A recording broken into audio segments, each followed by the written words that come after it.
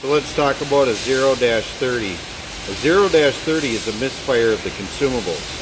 This can be caused by the swirl ring getting wet from moisture in the system, and 0-30 can also be caused by that swirl ring being cracked, not allowing the electrode to travel up and down. So we have two possibilities here. This could be the swirl ring, low incoming air pressure.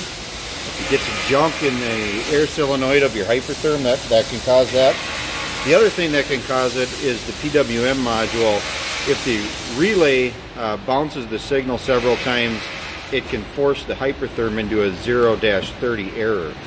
0-30 is a soft error, so if need be, that 0-30 can actually be worked through. The Hypertherm does not have to cycle on and off. You just turn the torch back on again. But if it persists, we want to eliminate this guy from that. And the first thing we would do to overcome the 0-30 is look at our consumables and look at the actual hole on this unit and see if this swirl ring is damaged or worn or cracked, and possibly just replace it right out of the gate. And the other thing we would do if the problem of 0-30 persists, we would want to eliminate the possibility of this PWM causing it, in which we would jump these two screws for torch switch. And by jumping these two screws, if the 0-30 goes away and it fires 20 to 30 times in a row, we have eliminated the possibility of the problem coming from the Hypertherm power unit or the torch itself, and we would want to replace the sensor PWM.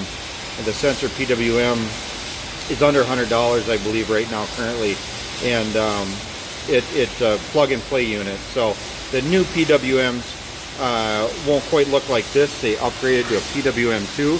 We'll have a slightly different plug-in configuration. We got the spot for the jack plug, the divided arc volts, and then the arc OK and the torch signal here. And this can be wired up. It uses a slightly different green plug than the old classic PWM, but the PWM2 will come with a green plug adapter that you can screw these wires into. Just take those wires out and put them in the new adapter. And like I said, the jack plug will also work instead of the two spots here for divided tip bolts. And that is how you would overcome a 0-30 error.